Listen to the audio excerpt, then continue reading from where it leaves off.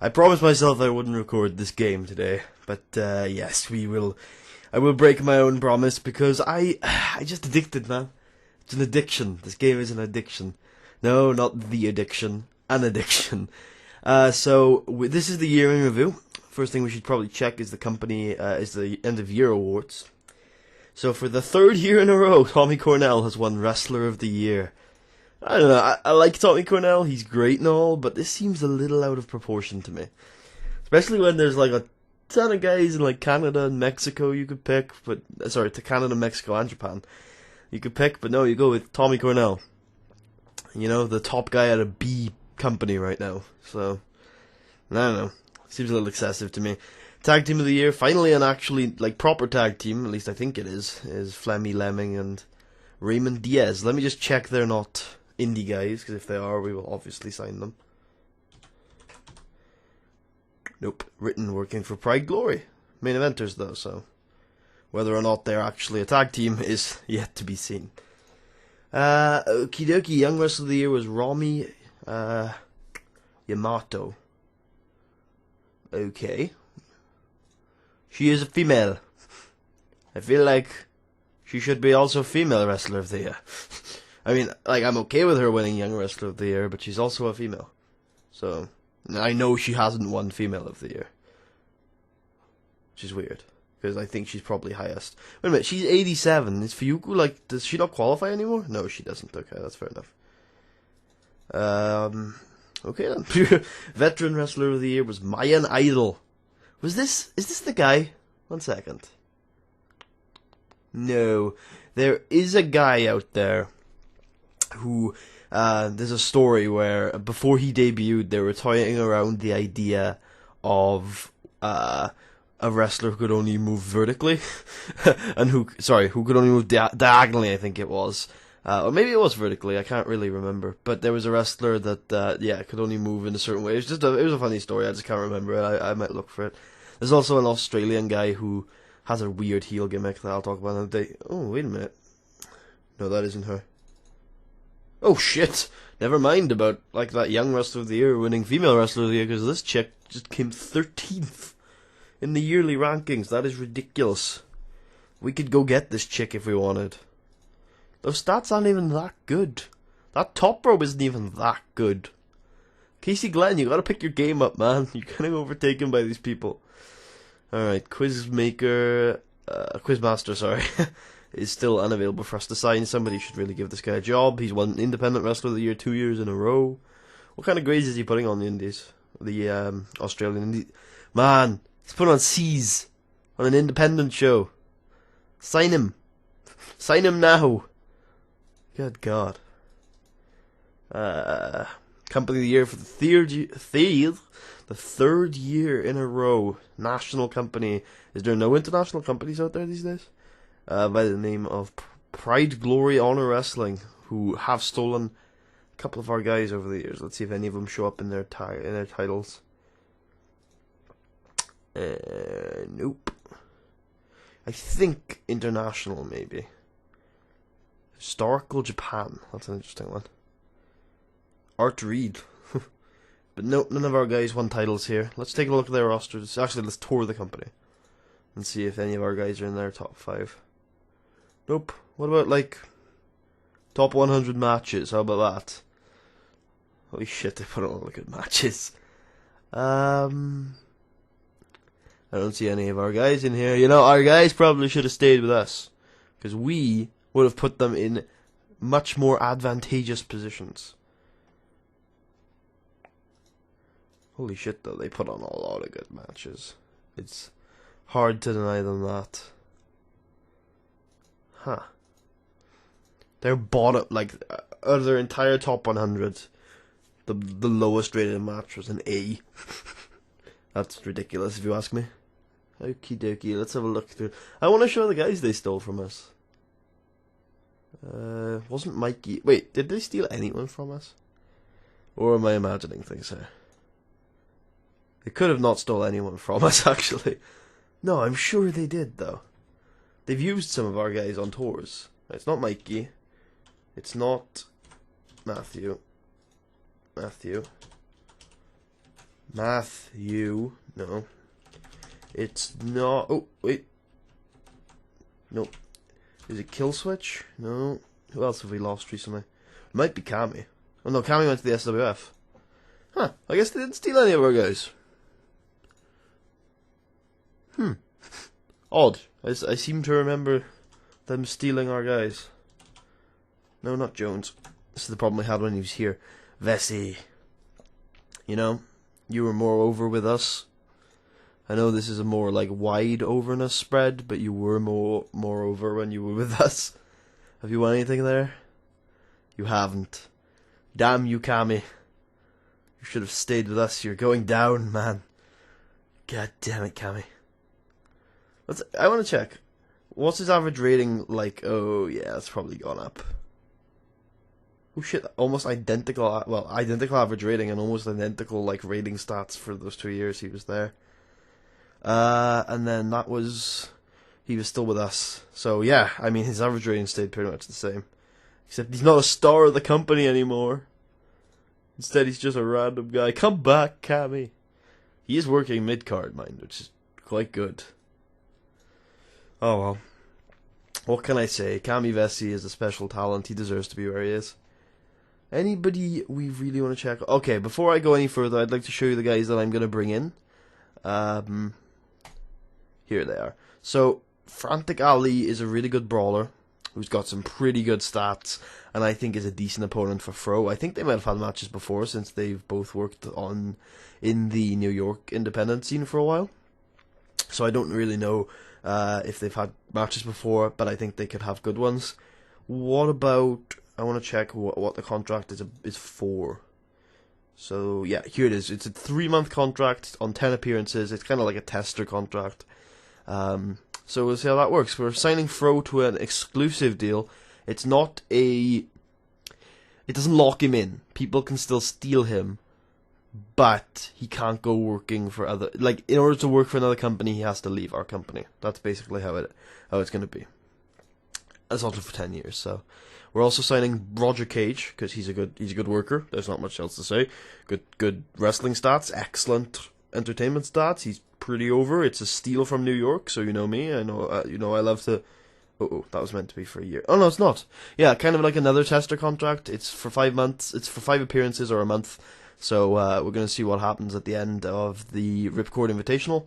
And yeah, I should mention something about Ripcord in a second as well. Bruce the Giant, right? This is probably the biggest coup we've managed to pull off. He's 45, so like I didn't sign him to be a week in, week out worker or anything. But he's got 100 menace, and he's also really frickin' over. Like, really frickin' over. He is a bad wrestler. He is active, though. Semi-active. He starts off the game at USPW, so I know how to use him, at least reasonably. And he doesn't work like that well. He's a selfish bastard, but he is gonna pop a rating. Like, I think with that overness, he can probably pop 100 with a menace rated angle. I'll have to see though. And I don't want to use Fro every single week on TV, but I do want to pop A stars every week if I can. So, Bruce Giant's coming in. I don't know what I'm gonna do with him yet. I haven't really got a plan with him. He's coming in actually for the month. I think, yeah, again. 5 appearances, 1 month. So, these are pretty expensive deals. That's why they're so short. If I want to, change, if I want to change my mind and abort, then I can. So that's who we're bringing in. Not too many people, because don't overpopulate the roster because they won't get used. But yeah, those are the people we're bringing in. In terms of storylines, we've had a bit of an over. Oh yeah, before we go on, I should mention Ripcord, because I didn't realize this when it happened, that I probably should have. But Rip's dead. Rip died in 2015, April 2015, at the age of 65. It was his drinking habits probably that caught up with him. I probably should have mentioned that Rip was dead, and we're probably going to do some angles and stuff around it at the Invitational this year. But yeah, that's not really surprising considering, like, if you read up about him, he's not the type of guy who's probably going to live that long, but still quite early for him. Absolute legend in the business, so it's a little unfortunate to see him go. A lot of people on this list are actually gone, but I was looking through them earlier. But we still got our guy on there, Sam Keith, who's going to be quite involved in the story this year. I still cannot find Kajiwara just anywhere. I guess because when you die, I guess you get removed from the database. So unless you stick around in the Hall of Immortals, you're just gone. Alright, so let's check the progress of the company over the last year. It has gone from 60 to 74 in our home region, from 17 to 36 in the Great Lakes, and from 17 to 36 in the southeast. We've gone up 1 point everywhere else, except for the Tri-State, where we've gone up 6, and Puerto Rico, where we've also gone up 1, but from 5 to 6 instead of 0 to 1.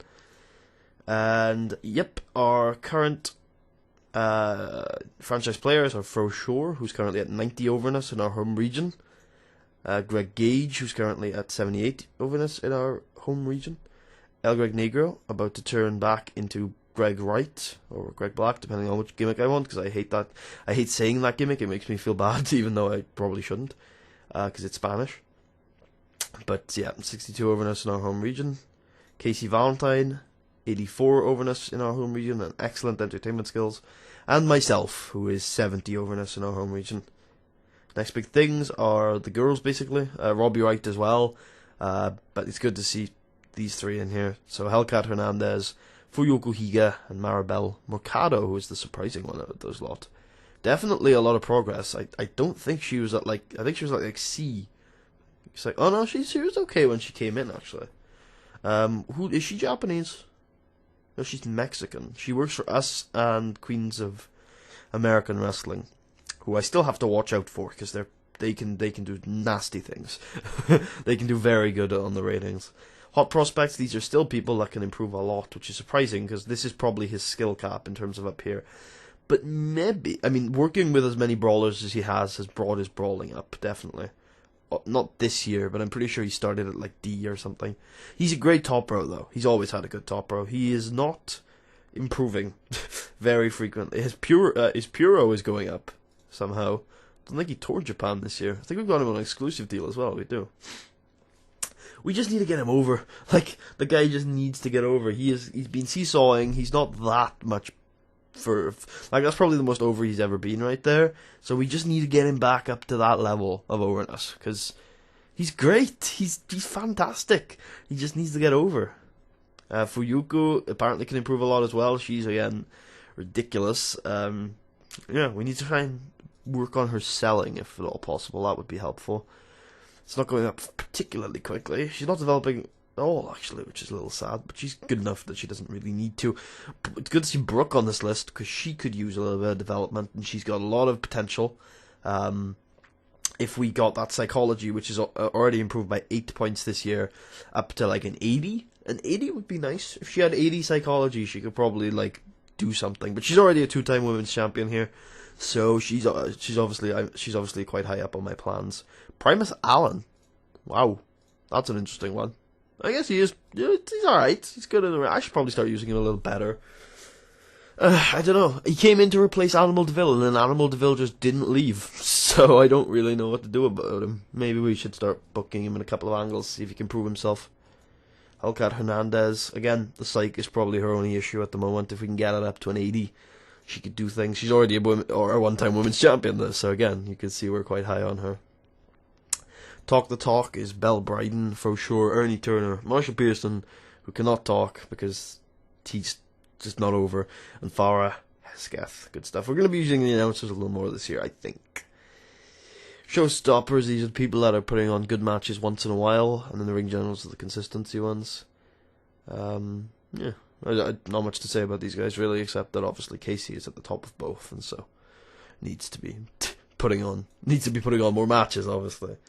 Belle Bryden is the hottest chick in the ring, bada bing, and she's probably got 100 momentum, same with Fro. Brooks probably got 100 too. Yeah, these are the people who we've been pushing heavily this year. There's no, these are our 3 women's champions, 2016, that's our world champion, and that's our mid-card champion, so, you know, it's obvious why they're on there. Nigel Svensson's quite low on momentum. We might let him go again, just because, just to end the tour, bring him back another day. Although we might keep him around for his great morale. I mean, did we let him go before? I think we did, right?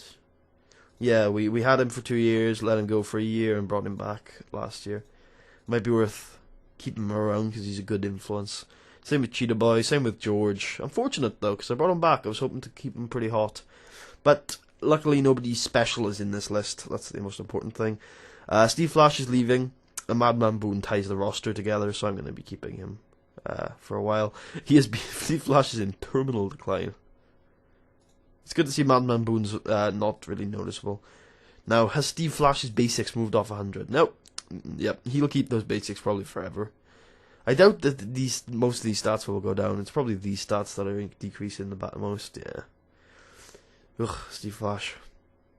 I wonder, did these stats go all the way down to 0 since most non-wrestlers we find in the game are at 0? Even like, I think Sam Keith. 1 second, let me check.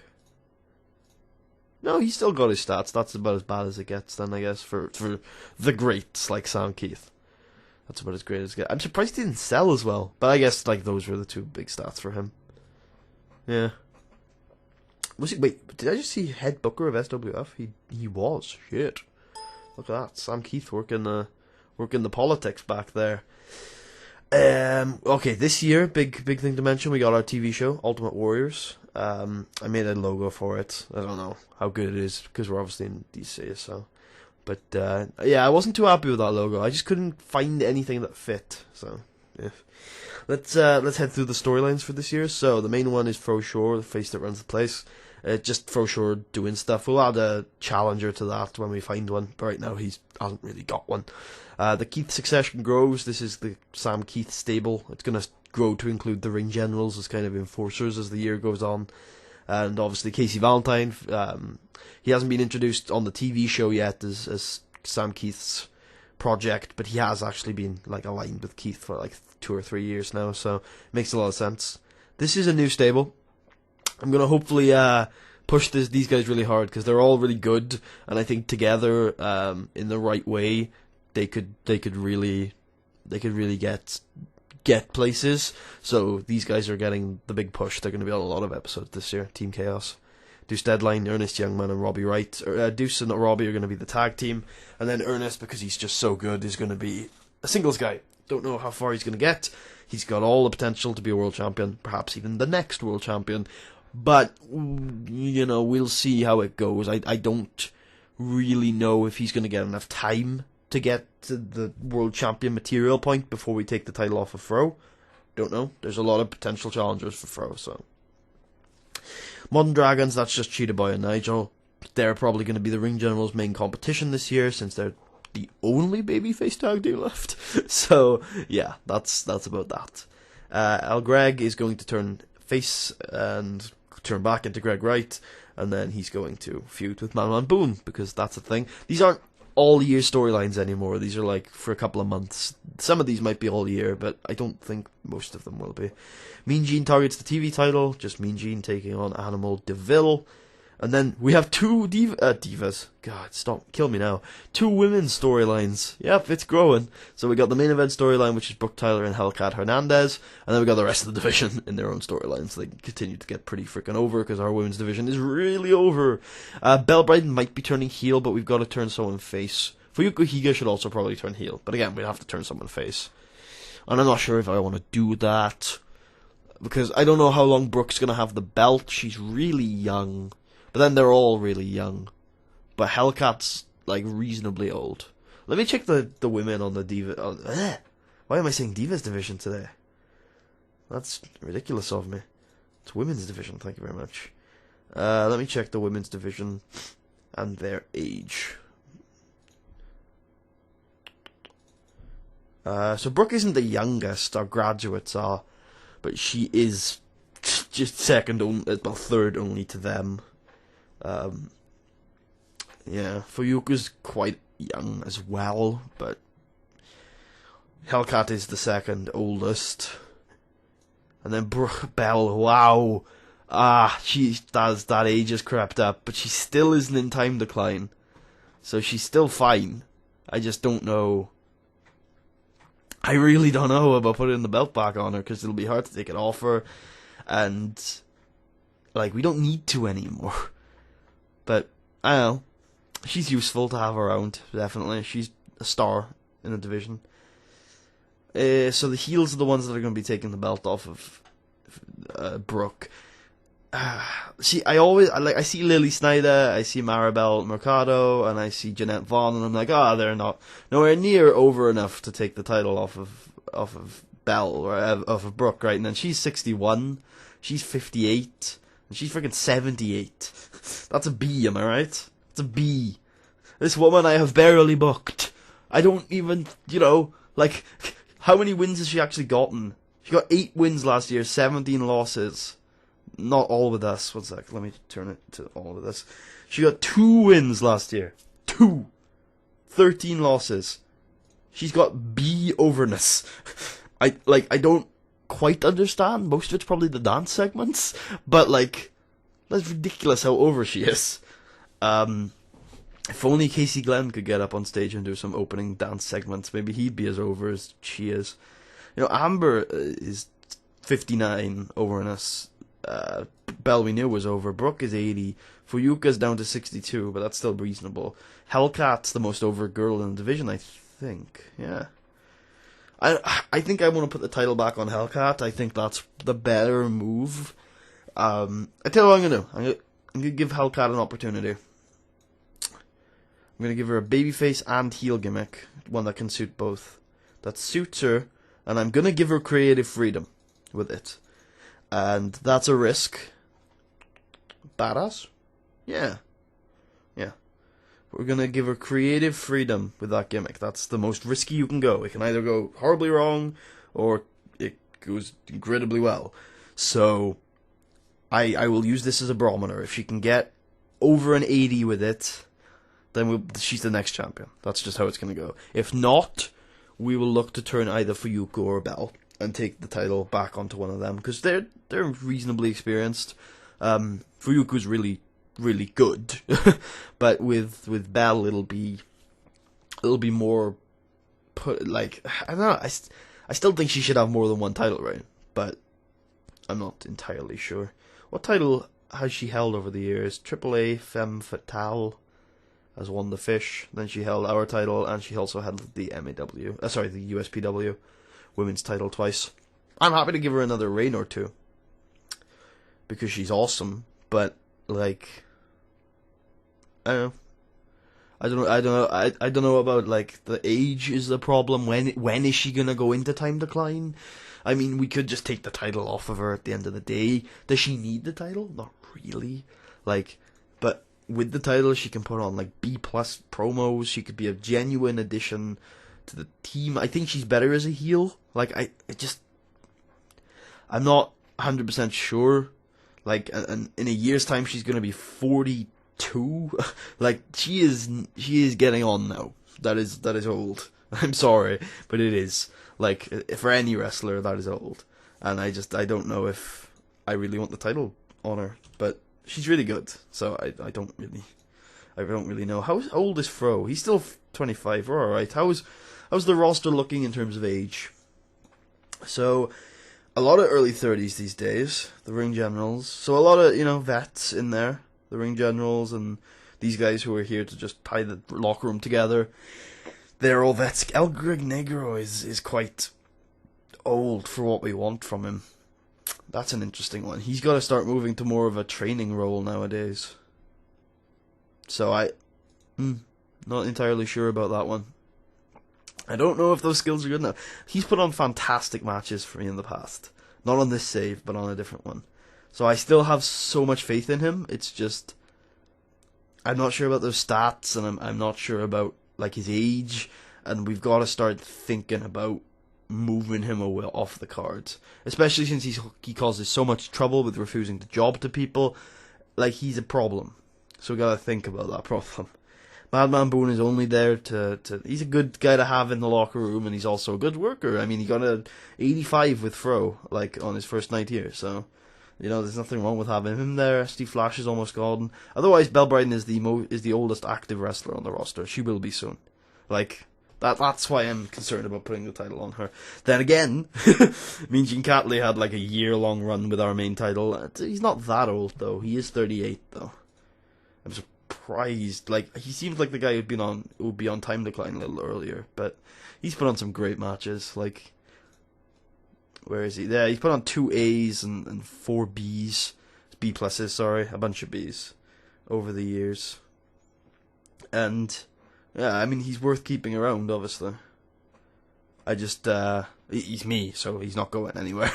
But I don't know what he's going to be doing. Obviously, he's got the TV title thing. I don't think he's taking the TV title, but I think they should put on some decent matches. And then he's just going to be a jobber to the stars.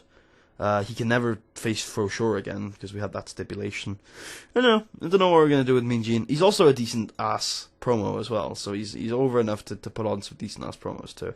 He's also got that tag team with Casey Valentine. Maybe he should tag with someone else to help develop them. Not 100% sure on that one. But our women's title is at 97 prestige. Our world title is at 100. Our television title is maxed out, but it always has been since like the start of the save. Our tag champs are almost maxing out, even though we have barely touched that division. We've had a bunch of random ass thrown together tag teams. But holy shit, they've been champions for a while, almost a year now. I think they were champions for a year last time. Yeah, almost exactly a year. In fact, I think they lost it at the same show that they won it. October. Yeah, it'd be where it all begins again. Yeah. Interesting.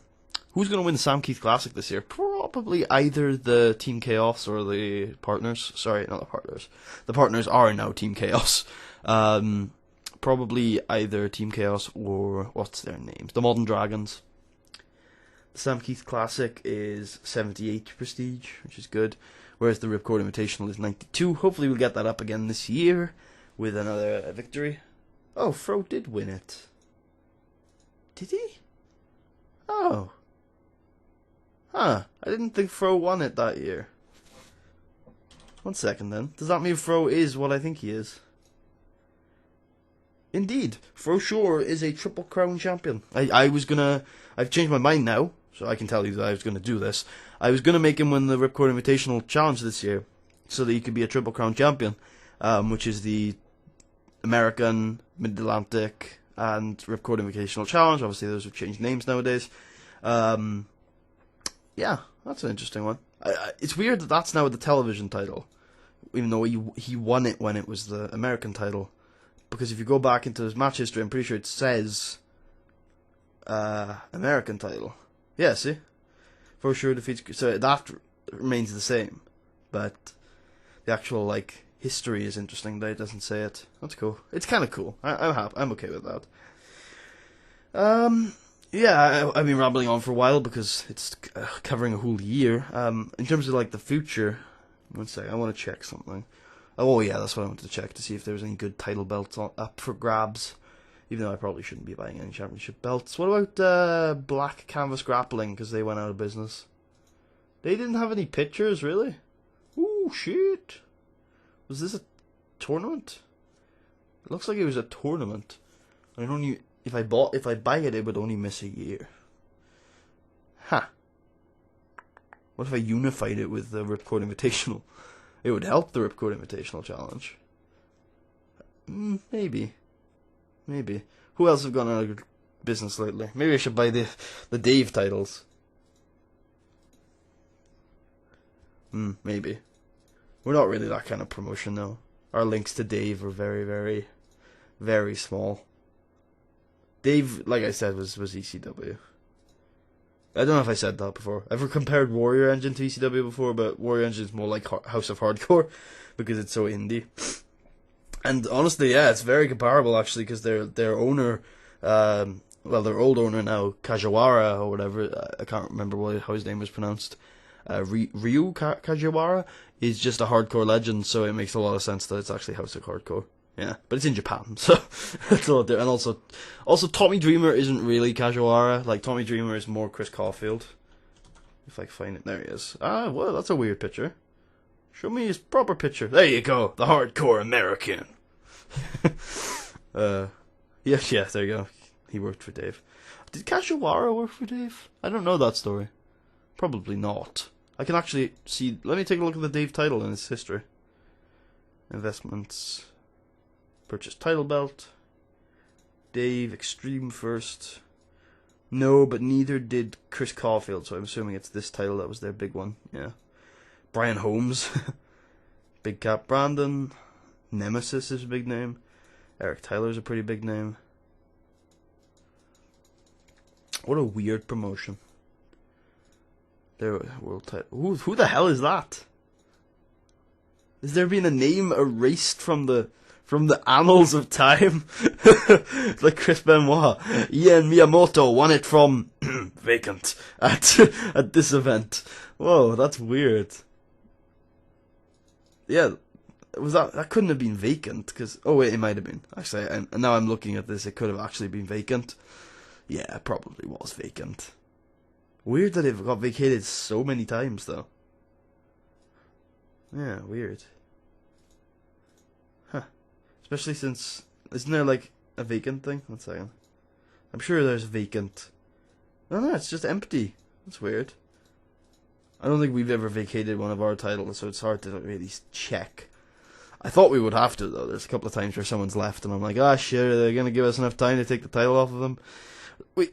To be fair, we haven't had that many snipes in this series. Like, if I really think about it, we've still got Fro, which is just baffling to me that like SWF or TCW haven't picked Fro up, because good lord, he could be something there. He's pulling up 99 matches, or a 99 match at MAW.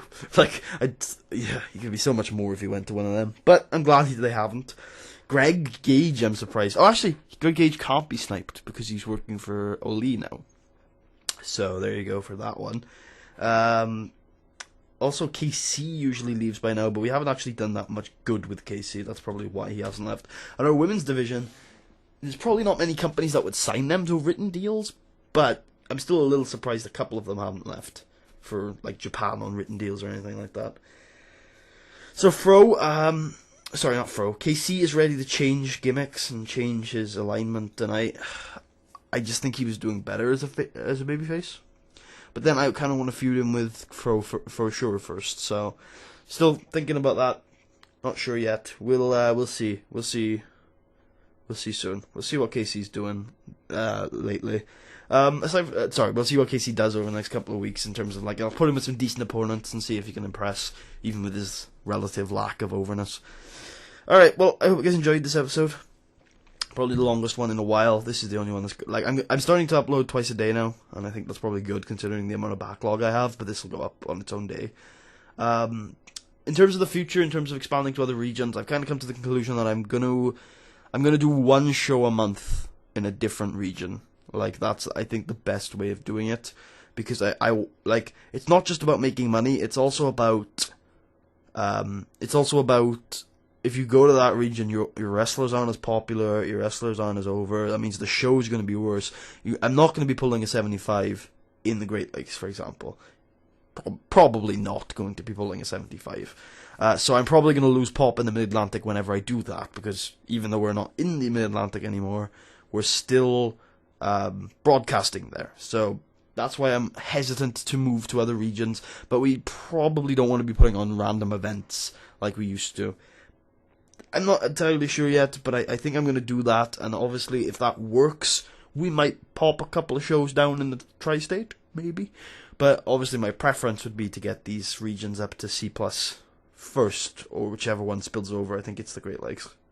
Yeah, I'd rather do that, because if we can do that, then we'd obviously bring this up to 29 first, which is nice. Also, if we get these up to 41, we spill over a little bit. I think it's the 17, so... I mean, it's worth considering. But in general, I'm happy with the way the series is going, and hitting a bit of a brick wall here in terms of expansion options, but we're still making a shit ton of money, so I'm happy with that.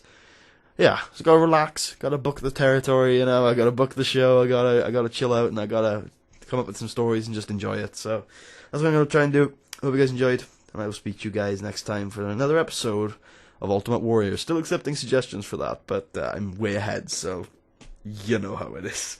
I'll speak to you guys later.